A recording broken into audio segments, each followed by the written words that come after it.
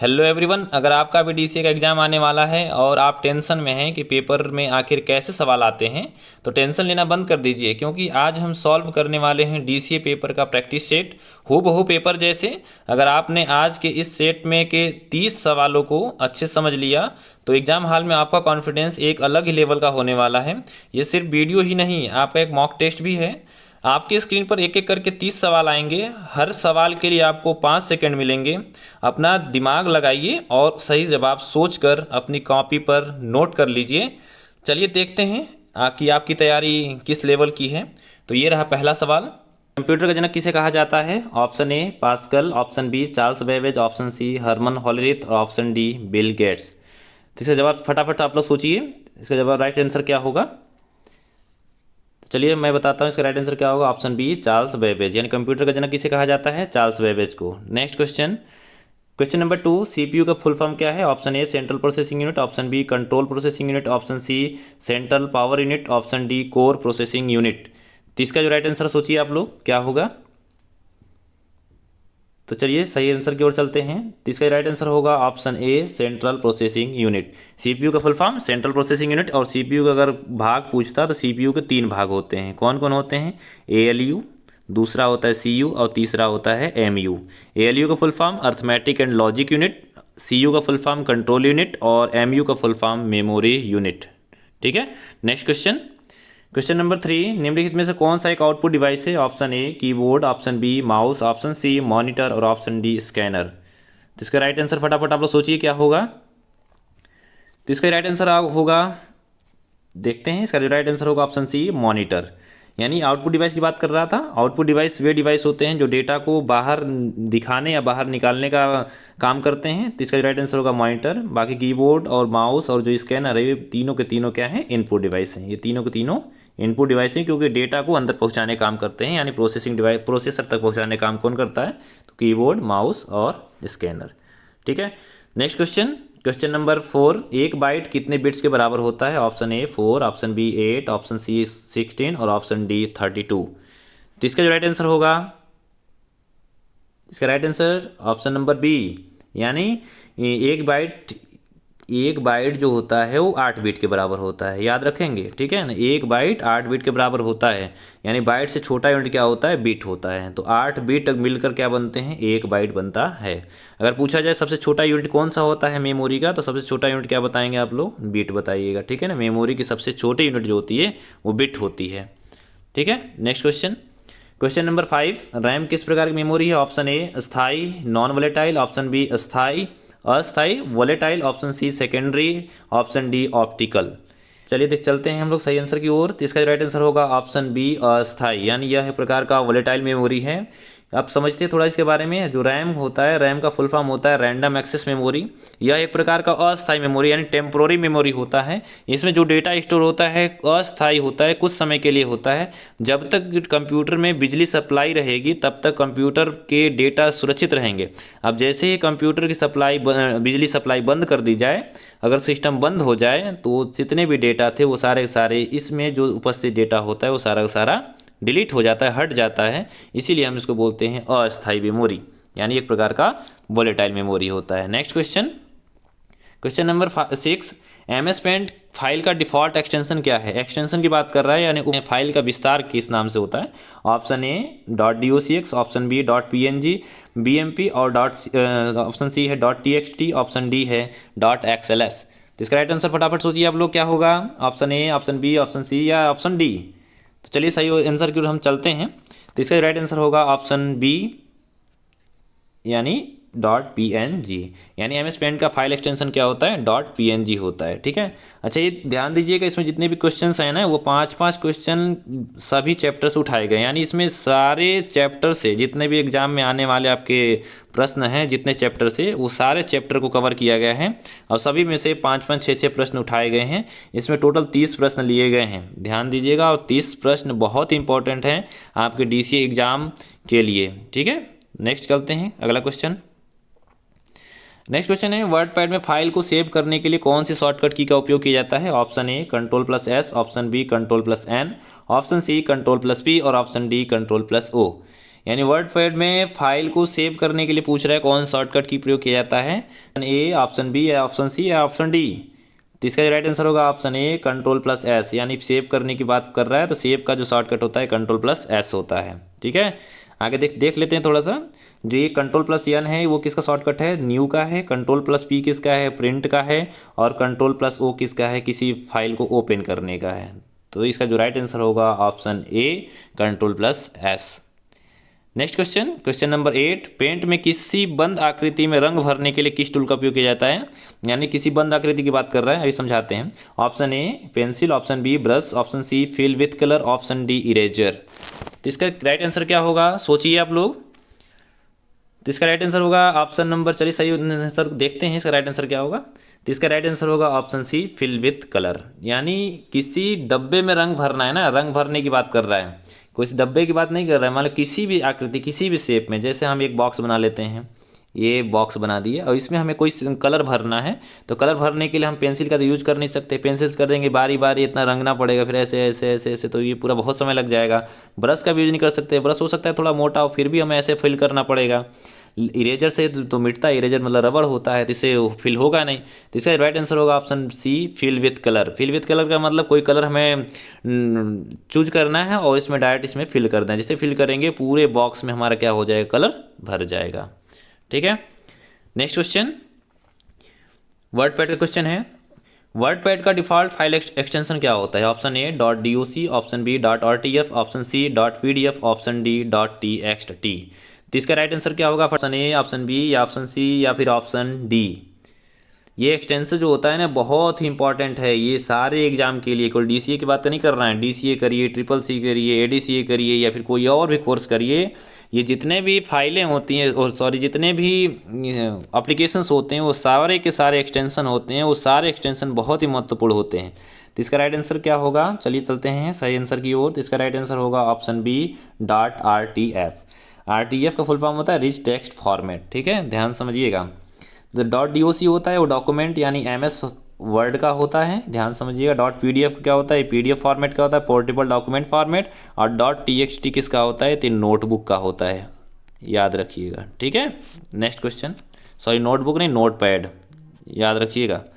Next question, question number 10, MS Paint में magnifier tool का उपयोग क्या है। ऑप्शन ए चित्र को मिटाने के लिए, ऑप्शन बी चित्र को जूम करने के लिए, जूम कम करने के लिए, ऑप्शन सी रंग चुनने के लिए, और ऑप्शन डी टेक्स्ट को लिखने के लिए। तो इसका राइट आंसर क्या होगा, ऑप्शन ए, ऑप्शन बी या ऑप्शन सी या फिर ऑप्शन डी। तो इसका राइट आंसर क्या होगा, चलिए सही आंसर की ओर चलते हैं। तो इसका राइट आंसर होगा ऑप्शन बी, यानी चित्र को जूम इन और जूम आउट करने के लिए। मैग्नीफायर का मतलब ही होता है जूम इन जूम आउट करना। ठीक है, चित्र को मिटाने के लिए इरेजर का यूज़ किया जाता है, रंग चुनने के लिए पिक कलर का यूज़ किया जाता है, टेक्स्ट को लिखने के लिए ए वाले फॉर्मेट का यूज़ किया जाता है, टेक्स्ट टाइप टेक्स्ट का। ठीक है, नेक्स्ट क्वेश्चन चलते हैं, क्वेश्चन नंबर 11, MS वर्ड। अब ये जहाँ से हमारा MS वर्ड का फाइल शुरू, सॉरी माइक्रोसॉफ्ट वर्ड के क्वेश्चन शुरू हो रहे हैं, अब बहुत इंपॉर्टेंट है, ये बार बार क्वेश्चन पूछे जाते हैं। ठीक है, तो इसमें एक क्वेश्चन में हम चार ऑप्शन दिए, चार ऑप्शन को क्लियर करेंगे, यानी इस एक क्वेश्चन में चार प्रश्न हमारे तैयार होने वाले हैं। तो क्वेश्चन नंबर 11 है, MS वर्ड में टेक्स्ट को सेंटर लाइन करने के लिए शॉर्टकट क्या है। Option A Ctrl+C, option B Ctrl+E, option C Ctrl+L, option D Ctrl+R। तो इसका राइट आंसर क्या होगा, सोचिए आप लोग कि इसका आंसर क्या होगा। अलाइनमेंट सेंटर करना है, सेंटर के अगर बीच की बात कर रहा है, तो इसका राइट आंसर होगा ऑप्शन नंबर बी Ctrl+E। यानी सेंटर अलाइनमेंट के लिए Ctrl+E शॉर्टकट यूज़ किया जाता है। अगर Ctrl+C की बात की जाए तो शॉर्टकट किसका होता है, तो कॉपी का होता है। ये Ctrl+L किसका होता है, ये लेफ्ट अलाइनमेंट का होता है। और Ctrl+R किसका होता है, ये राइट अलाइनमेंट का होता है। एक अलाइनमेंट और होता है Ctrl+J, Ctrl+CTRL+J, ये किसका होता है, जस्टिफाई का होता है, याद रखिएगा। ठीक है, जस्टिफाई का Ctrl+J।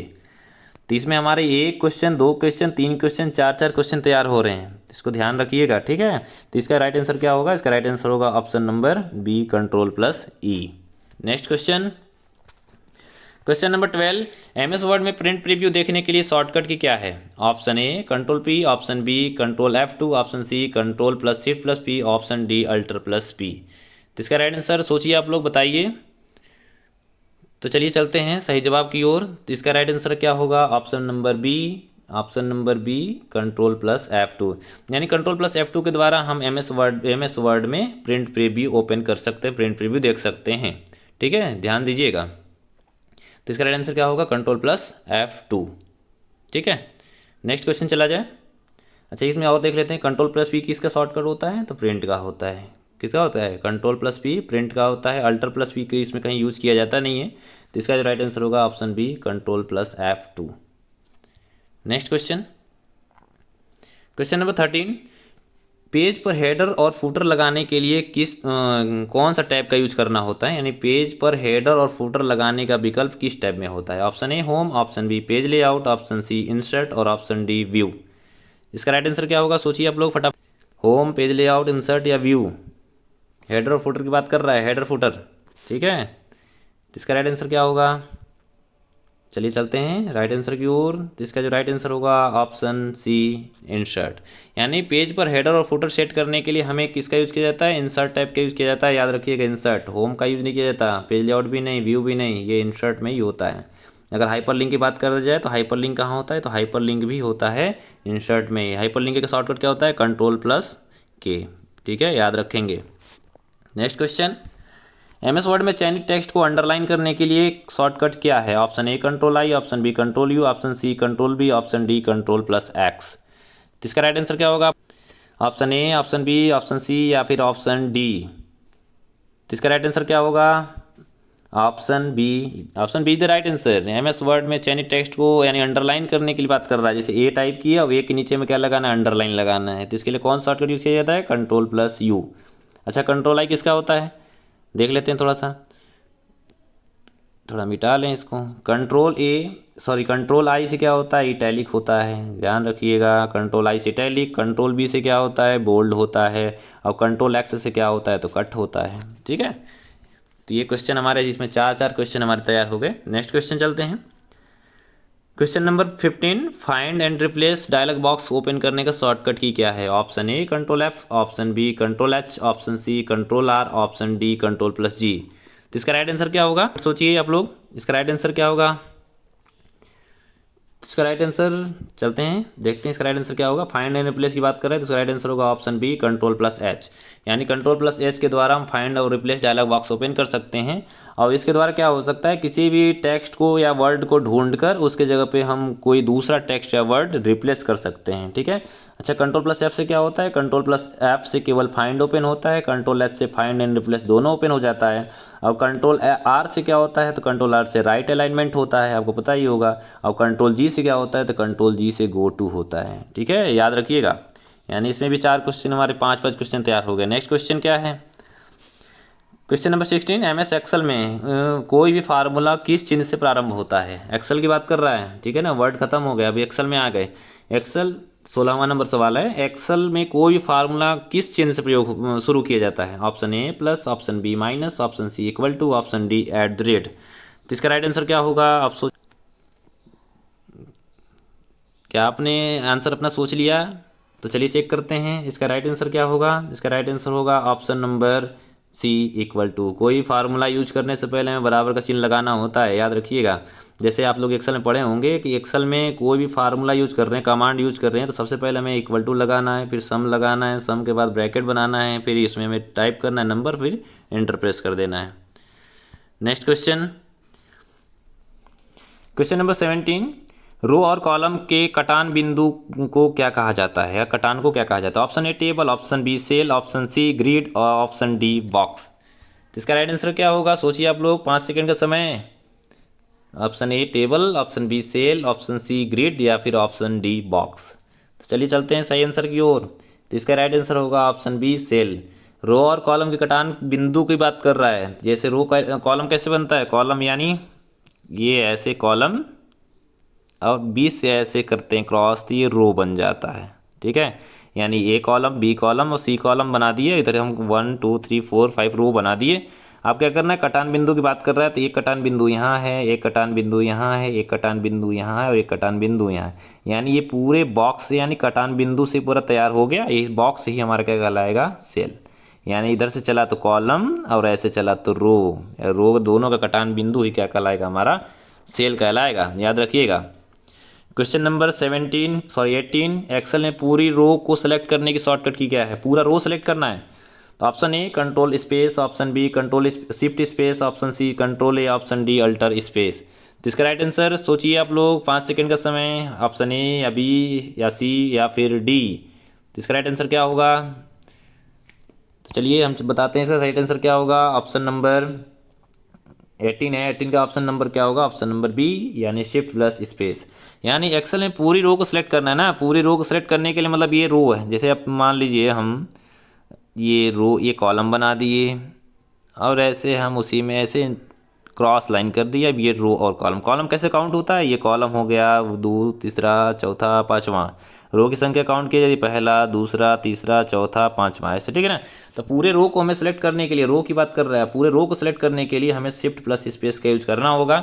अगर कंट्रोल प्लस स्पेस करते हैं तो इससे हमारा कॉलम सेलेक्ट हो जाता है, याद रखिएगा। और रो को सेलेक्ट करने के लिए हमें शिफ्ट का यूज करना होगा। केवल रो को सिलेक्ट करना है, याद रखिएगा, ठीक है, पूरे कॉलम नहीं। और रो और कॉलम दोनों को सिलेक्ट करना है, रो और कॉलम दोनों को सिलेक्ट करना है, तब उसका राइट आंसर जो होगा, तब उसका राइट आंसर होगा हमारा कंट्रोल प्लस ए। यानी कंट्रोल प्लस ए के द्वारा हम ऑल पूरे को सिलेक्ट कर सकते हैं, ठीक है। नेक्स्ट क्वेश्चन, तो इसका राइट आंसर क्या होगा? Option B, shift plus space. Next question 19, ठीक है। नेक्स्ट क्वेश्चन क्या है? एमएस एक्सेल 2016 की नई वर्कबुक डिफ़ॉल्ट रूप से कितनी सीट होती हैं? सीट की बात कर रहा है। 2016 ये नया वर्जन आ गया है, ठीक है। हम लोग पढ़े होंगे 2007 पढ़े होंगे, 2003 पढ़े होंगे, 2010 पढ़े होंगे, ठीक है। तो ये 2016 की बात कर रहा है। 2016 और 10 में कोई ज़्यादा अंतर नहीं है, 7 में भी ज़्यादा अंतर नहीं है। तो नई वर्कबुक में जैसे नया वर्कबुक ओपन होता है तो उसमें बाय डिफ़ॉल्ट कितने सीट ओपन होते हैं, इसकी बात कर रहा है। Option A 1, option B 2, option C 3, option D 4। तो इसका राइट आंसर क्या होगा? सोचिए आप लोग फटाफट, सोचिए इसका राइट आंसर क्या होगा। तो इसका राइट आंसर चलिए देखते हैं, इसका राइट आंसर क्या होगा? Option A 1।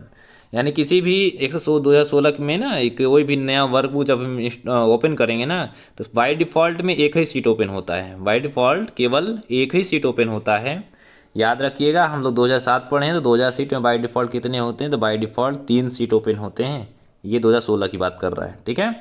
तो याद रखिएगा 2007, 2007, 2003 अगर कोई भी हम वर्जन पढ़ रहे होते तो उसमें अगर पूछता तो इसमें 3 सीट बाय डिफ़ॉल्ट हम टिक लगाते हैं, ठीक है। लेकिन इसका जो राइट आंसर होगा option A, option number A 1, ठीक है। नेक्स्ट क्वेश्चन चलते हैं। क्वेश्चन नंबर क्या है? 20। एक्सेल में किसी सेल के कंटेंट को एडिट करने के लिए किस फंक्शन की का उपयोग किया जाता है? किसी कंटेंट को एडिट करना है, ठीक है। Option A F1, option B F2, option C F3 या ऑप्शन डी F4।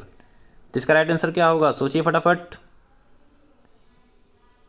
किसी कंटेंट को एडिट करना है तो इसका राइट आंसर होगा ऑप्शन नंबर बी F2। यानी कीबोर्ड में जो F2 बटन होता है, F2 बटन के द्वारा हम कोई भी सेल को एडिट कर सकते हैं। यानी सेल में हमको एडिट करना है, कोई भी टेक्स्ट जोड़ना है, घटाना है, तो हमें F2 प्रेस करना होगा। विदाउट F2 अगर हम एडिट करने को सोचेंगे तो उस सेल में जितने भी टेक्स्ट लिखे हैं वो सारे के सारे डिलीट हो जाएंगे। इसलिए आपको किसी भी सेल के कंटेंट को अगर एडिट करना है, उसमें बढ़ाना घटाना है, तो आपको F2 बटन प्रेस करना होगा। तो इसका राइट आंसर होगा option B F2। Next question, PowerPoint में नई स्लाइड को जोड़ने के लिए शॉर्टकट की क्या है? Option A control N, option B control M, option C control S, option D control K. तो फटाफट बताएंगे इसका राइट आंसर क्या होगा। तो चलिए देखते हैं इसका राइट आंसर क्या होगा। न्यू स्लाइड जोड़ने की बात करें तो इसका राइट आंसर होगा option B control plus M. यानी कंट्रोल प्लस एम के साथ हम एक स्लाइड जिससे ऊपर है, एक स्लाइड उसी के नीचे हम जोड़ सकते हैं। जैसे हम पेज जोड़ते थे ना वर्ड पैड, वो MS वर्ड में, तो उसमें कंट्रोल एंटर से हम पेज जोड़ सकते थे, लेकिन इसमें कंट्रोल एम से हम एक नया स्लाइड जोड़ सकते हैं। अच्छा, इसमें बच्चे बहुत कन्फ्यूज होते हैं कंट्रोल एन और कंट्रोल एम में। यानी जो बच्चे ये कंट्रोल एन और कंट्रोल एम में बहुत कन्फ्यूज होते हैं। अच्छा, समझते हैं कंट्रोल एम और एन कब यूज़ किया जाता है। कंट्रोल एन की बात करता है तो कंट्रोल एन की मतलब होता है न्यू डॉक्यूमेंट, यानी न्यू प्रेजेंटेशन ओपन करना हो तब हम कंट्रोल एन का यूज़ करेंगे। लेकिन हमें न्यू स्लाइड ऐड जोड़ने की बात कर रहा है, यानी एक स्लाइड के नीचे दूसरा स्लाइड, तो उसके लिए जो शॉर्टकट होगा कंट्रोल प्लस एम होगा, याद रखेंगे। चलते हैं next question, question number 22। Presentation में को शुरुआत यानी बिगिनिंग शेप प्ले करने के लिए कौन सा की दबाते हैं? Option A F2, option B F5, option C F7, option D shift plus F5। तो इसका राइट आंसर क्या होगा? सोचिए इसका राइट आंसर क्या होगा। तो चलिए चलते हैं सही आंसर की ओर। इसका जो राइट आंसर होगा ऑप्शन बी F5। यानी किसी प्रेजेंटेशन को आप अगर आप तैयार कर चुके हैं, प्रेजेंटेशन यानी उस पर पावर पॉइंट पे, तो आप प्रेजेंटेशन को शुरू करने के लिए यानी उसका स्लाइड शो कराने के लिए आपको कीबोर्ड में एक बटन होता है F5। उस बटन को जैसे ही प्रेस करेंगे आप उस, मान लीजिए आप उसमें कम से कम 5 स्लाइड तैयार किए हैं, तो 5 स्लाइड जो तैयार किए हैं जब प्रेजेंटेशन कराना है आपको शुरू से, तो शुरू से यानी फर्स्ट स्लाइड से शुरू कराना है तो आपको F5 बटन यूज करना होगा। ठीक है। अगर आप मान लीजिए 5 स्लाइड तैयार किए हैं और 5वें नंबर पे आप एक काम कर रहे हैं, वर्क कर रहे हैं, आप 5वें नंबर से ही आपको प्रेजेंटेशन कराना है या चौथे नंबर से कराना है, करंट स्लाइड से कराना है, तो उसके लिए हमें Shift+F5 प्रेस करना होगा। तो ये चीज़ ध्यान रखना होगा। ठीक है। तो इसका जो राइट आंसर होगा ऑप्शन बी F5, यानी 22 का जो आंसर होगा ऑप्शन बी। नेक्स्ट क्वेश्चन, वर्तमान स्लाइड करंट स्लाइड को शुरू करने के लिए शॉर्टकट की क्या है। देखिए क्वेश्चन अभी मैं इससे बताया ही था, फिर हाँ भी गया यहाँ पे। तो इसका option A F5, option B Shift+F5, option C Control+F5, option D Alt+F5। तो इसका राइट आंसर फटाफट सोचिए आप लोग क्या होगा। Option A, option B, option C या फिर ऑप्शन डी। तो इसका राइट आंसर जो होगा ऑप्शन बी Shift+F5, यानी वर्तमान स्लाइड करंट स्लाइड की बात कर रहा है ना। मैंने अभी बताया मान टोटल 10 स्लाइड बने हैं और 10 स्लाइड में आप मान लीजिए 8वें नंबर स्लाइड पे अभी काम कर रहे हैं, वर्क कर रहे हैं, तो 8वें स्लाइड से ही आपको प्रेजेंटेशन शुरू कराना है तो Shift+F5 प्रेस करना होगा। अगर आप स्लाइड नंबर 1 यानी स्टार्टिंग से कराना है शुरू से, तो उसके लिए हमें F5 प्रेस करना होगा। ठीक है। तो इसका राइट आंसर होगा ऑप्शन बी Shift+F5। बच्चे बहुत कन्फ्यूज होते हैं इसमें, क्योंकि ना थोड़ा सा अंतर है बस, Shift+F5 और F5 का अंतर है बस, ध्यान समझिएगा। नेक्स्ट क्वेश्चन है question number 24। Power point file का डिफ़ॉल्ट एक्सटेंशन क्या होता है। जब एक्सटेंशन की बात कर रहे थे ना, बहुत इंपॉर्टेंट है। सारे डॉक्यूमेंट का जितने भी हम फाइलें तैयार करते हैं उन सब का एक एक्सटेंशन होता है। तो option A .docx, option B .xlsx, option C .pptx और ऑप्शन डी .pdf। तो इसका राइट आंसर क्या होगा फटाफट आप लोग बताइए। इसका राइट आंसर क्या होगा, option A, option B, option C या फिर ऑप्शन डी। तो इसका राइट आंसर होगा ऑप्शन C.pptx। ठीक है। ये पावर पॉइंट की बात कर रहा है। पावर पॉइंट का जो एक्सटेंशन होता है .pptx होता है। कहते सर कहीं कहीं PPT भी पढ़ते हैं, तो PPT जो होता है पुराना वर्जन का है, यानी 2003 ये वर्जन है माइक्रोसॉफ्ट ऑफिस पावर पॉइंट 2003। अगर हम पढ़ते तो उसका जो एक्सटेंशन होता ये होता। लेकिन जैसे अगर बीच में लास्ट में एक्स अगर लग जाता है तो ये किसका हो जाता है, ये 2007 का हो जाता है, याद रखेंगे। ठीक है ना। अच्छा एक में और देख लेते थोड़ा सा। इसमें जो ऊपर ऑप्शन दिया है .docx इसका है, तो ये विनवर्ड का है, याद रखेंगे। विनवर्ड यानी MS वर्ड का है। .xlsx की बात करते हैं तो ये किसका है, एक्सेल का है। ये किसका एक्सटेंशन है, एक्सेल का है। और .pdf किसका है, पोर्टेबल डॉक्यूमेंट फॉर्मेट का है। Next question 25। एक स्लाइड से दूसरी स्लाइड पर जाने के दौरान जो विजुअल इफेक्ट आता है उसे क्या कहते हैं। Option A animation, option B transition, option C motion और ऑप्शन डी डिजाइन। इसमें एनिमेशन लग रहे हैं सब मिलते जुलते, इसलिए ध्यान समझिए, क्वेश्चन को समझिए, क्वेश्चन कह रहा क्या रहा है। Option A, option B, option C, option D. इसका राइट आंसर क्या होगा बताइए। फिर से टाइम दे रहे हैं 5 सेकेंड का। एनिमेशन, ट्रांजिशन, मोशन या फिर डिजाइन। तो इसका राइट आंसर होगा ऑप्शन बी ट्रांजिशन, याद रखिएगा। यानी एक स्लाइड से हमें दूसरे स्लाइड पे जाना है, ये स्लाइड पे जाना ही क्या कहलाता है, एनिमेशन, सॉरी ट्रांजिशन कहलाता है। अब ट्रांजिशन कैसे, मान लीजिए हम एक स्लाइड से दूसरे स्लाइड पे जाना है, तो हो सकता है अगला कैसे लेफ्ट से आए, अगला स्लाइड राइट से आए, अगला स्लाइड ऊपर से आए, डाउन से आए, कॉर्नर से आए, किसी या गोला बन के आए, फिर या रेक्टेंगल बन के आए। यानी एक स्लाइड से हमें दूसरे स्लाइड पे जाना है। ठीक है। जाने के बीच में जो है ट्रांजिशन होगा, उसी मतलब जो इफेक्ट बनेगा उसे हम ट्रांजिशन बोलेंगे। अच्छा एनिमेशन क्या होता है, तो कहेंगे सर एनिमेशन क्या होता है। एनिमेशन का मतलब कोई टेक्स्ट बनाए, टेक्स्ट टाइप कर दिए, और टेक्स्ट जो टाइप किए हैं या कोई पिक्चर लगाए हैं उस पर कोई इफेक्ट हो रहा है, वो टेक्स्ट घूम रहा है, ऊपर उड़ता हुआ आ रहा है, नीचे से जा रहा है, लेफ्ट से जा रहा है, यानी उस स्लाइड के अंदर जितने भी टेक्स्ट लिखे हैं अगर उसमें हमें लगाना हो इफेक्ट, तब हम एनिमेशन का यूज करेंगे, इसको ध्यान रखेंगे। तो इसका जो राइट आंसर होगा ना, इसका राइट आंसर होगा ऑप्शन बी ट्रांजिशन। ठीक है। Next question. अब क्वेश्चन इंटरनेट से आ गए हैं, इंटरनेट से भी कुछ क्वेश्चन बने हैं, चलिए देखते हैं। ये बहुत इंपॉर्टेंट है और ये लगभग परीक्षाओं में पूछे जाने वाले प्रश्न हैं ऐसे सब। Question number 26। www का फुल फॉर्म क्या है। Option A world wide web, option B world web wide, option C wide world web, option D web world wide. तो इसका राइट आंसर बताएंगे आप लोग क्या होगा। तो इसका राइट तो इसका राइट आंसर होगा option A world wide web, यानी www का full form world wide web. अच्छा, वर्ल्ड वाइड वेब के जनक कौन है? www के जनक पूछ दिया जाए कौन है, तो www के जनक कभी भी बताइएगा कौन है, तो टिम बर्नर्स ली, नाम याद रखिएगा। www के जनक का नाम क्या है? टिम बर्नर्स ली, ठीक है। अच्छा, अगर इंटरनेट के जनक का नाम पूछा जाए तो इंटरनेट का जनक का नाम तो याद रखिएगा wind Surf. Next question, question number 27, internet पर वेबसाइट देखने के लिए किस सॉफ्टवेयर का उपयोग किया जाता है? Option A operating system, option B web browser, option C antivirus, option D media player. तो इसका राइट आंसर क्या होगा? इंटरनेट पर वेबसाइट देखने के लिए किस सॉफ्टवेयर का उपयोग किया जाएगा? तो इसका जो राइट आंसर होगा option number B web browser. अच्छा, इंटरनेट यूज करने के लिए हमें एक एप्लीकेशन की आवश्यकता पड़ेगी ना। अगर मान लीजिए इंटरनेट से कोई कंटेंट ढूंढना है तो ढूंढने के लिए हमें किसकी आवश्यकता पड़ेगी? एक एप्लीकेशन की आवश्यकता पड़ेगी, जैसे मोबाइल में आप लोग को उसको ऐप बोलते हैं। तो जो ऐप्स होता है उसी को फुल फॉर्म एप्लीकेशन होता है। तो जो एप्लीकेशन है ना कौन सा सॉफ्टवेयर है? तो इसमें तो ऑपरेटिंग सिस्टम है, वेब ब्राउजर, एंटीवायरस या मीडिया प्लेयर। तो इसका राइट आंसर ऑप्शन बी यानी वेब ब्राउजर होगा। यानी हमें किसी भी कंटेंट को इंटरनेट पर ढूंढना है तो उसके लिए हमें एक एप्लीकेशन की आवश्यकता पड़ेगी।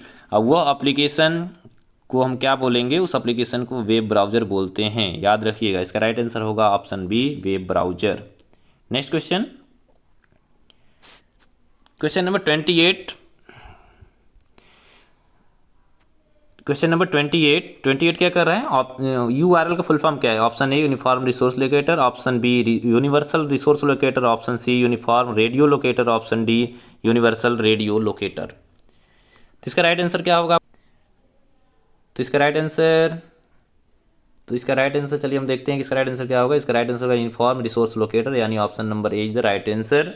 URL का full form uniform resource locator होता है, ठीक है। नेक्स्ट क्वेश्चन चलते हैं, क्वेश्चन नंबर 29, इंटरनेट से अपने कंप्यूटर को में फाइल सेव करने की प्रक्रिया क्या कहलाती है? Option A uploading, option B downloading, option C browsing, option D surfing. तो इसका राइट आंसर क्या होगा? इसका राइट आंसर क्या होगा? बहुत ही बेसिक सवाल है, जल्दी से अपना आंसर सोचिए और कॉपी में नोट कर लीजिए। तो इसका राइट आंसर क्या होगा?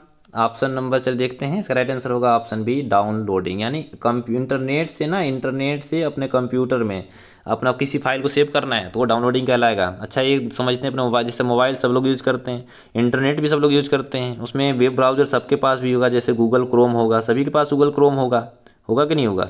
अब गूगल क्रोम हम यूज़ कर रहे हैं, उसमें मान लीजिए कोई पिक्चर आया और पिक्चर बहुत बढ़िया लगा तो उस पिक्चर को हमें सेव करना होगा।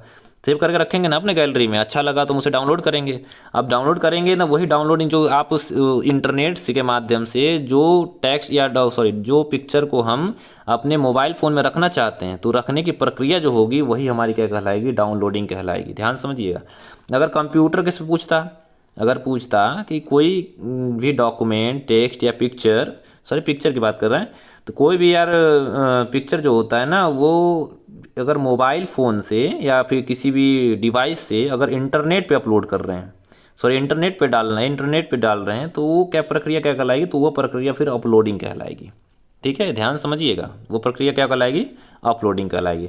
ब्राउजिंग तो अच्छे से आप लोग जानते हैं, गूगल क्रोम पे कोई भी चीज़ कंटेंट ढूंढ लीजिए, ओपन कर लीजिए, सर्च करते रहिए, वो क्या कहलाएगा? ब्राउजिंग कहलाएगा। एक पेज से दूसरे पेज पे जाना, कंटेंट ढूंढना, ये सब ब्राउजिंग के अंतर्गत आते हैं। नेक्स्ट क्वेश्चन, क्वेश्चन नंबर 13, और ये सबसे लास्ट क्वेश्चन है, इस सेट का सबसे लास्ट क्वेश्चन है 30 नंबर। इनमें से कौन सा एक सर्च इंजन है? Option A Google Chrome, option B Mozilla Firefox, option C Google, option D Internet Explorer. ये क्वेश्चन आप लोगों के लिए है, कमेंट में इसका जवाब जरूर दें ताकि पता चल सके कि आप लोग की तैयारी किस लेवल की थी, ठीक है। टोटल 30 में से आपके कितने सवाल सही हुए आप लोग बताएंगे, कमेंट बॉक्स में ज़रूर शेयर करिए कि 30 में से टोटल आपके कितने सवाल सही हुए, ठीक है। तो आज का ये सेट 30 क्वेश्चन का था। अगले वीडियो में फिर 30 क्वेश्चन लेकर आऊँगा, वो सारे के सारे DCA के प्रैक्टिस सेट पर आधारित प्रैक्टिस सेट रहेंगे। मतलब वो आप बताएं इसमें आपका स्कोर कितना रहा 30 में से, ठीक है। यदि आपका स्कोर 25 से ऊपर है, 25 से पार है, तो यह आपके लिए बहुत ही अच्छा है। कम है तो कोई नहीं, बात नहीं, उसके लिए हम और भी प्रैक्टिस सेट करेंगे, और भी प्रैक्टिस सेट लेकर आएंगे। 30 क्वेश्चन का इसमें लेकर आऊँगा, ठीक है। तो इस तैयारी करते रहिए, और भी